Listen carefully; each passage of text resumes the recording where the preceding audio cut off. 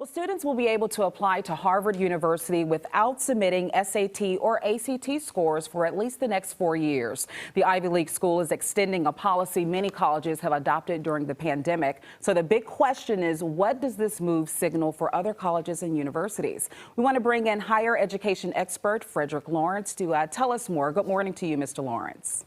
Good morning. Good to be with you. Good to have you on. This made huge waves in news recently with this change for Harvard. What sparked this?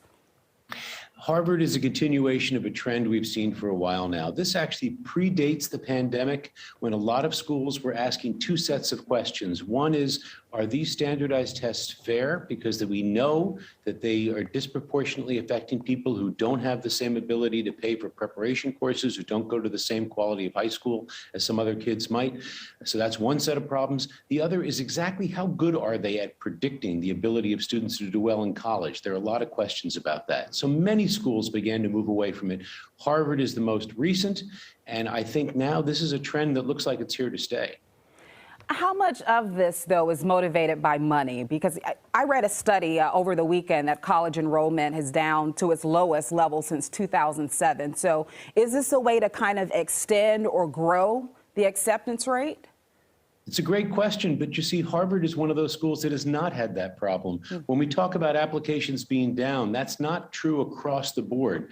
The schools at the, if you will, the top of the pecking order have not only not gone down, they actually have gone up. They're doing quite well. So the fact that we're seeing scores optional or scores not required or scores not encouraged, not just at some schools, but across the board, tells us that this is something broader than that, I think. And this, the way that it stands now, with Harvard at least, this change would impact kids who are currently in the 8th grade and beyond. Do you think that if a student opts to not take the test, would they still be at a disadvantage? I don't think they'll be at a disadvantage. I think what it means is that schools are going to pay a lot more attention to the entire file. For a school like Harvard, frankly, it's a little easier because they've got the facilities and the wherewithal to have lots of admissions officers looking at lots of files. But interestingly, the entire University of California system and the California state system has also gone test optional. Those are huge systems with hundreds of thousands of applicants, and they've decided to do this as well. So I think schools are committing themselves to look at applicants in a much broader way, in a way that looks at lots of different aspects, not just their test scores.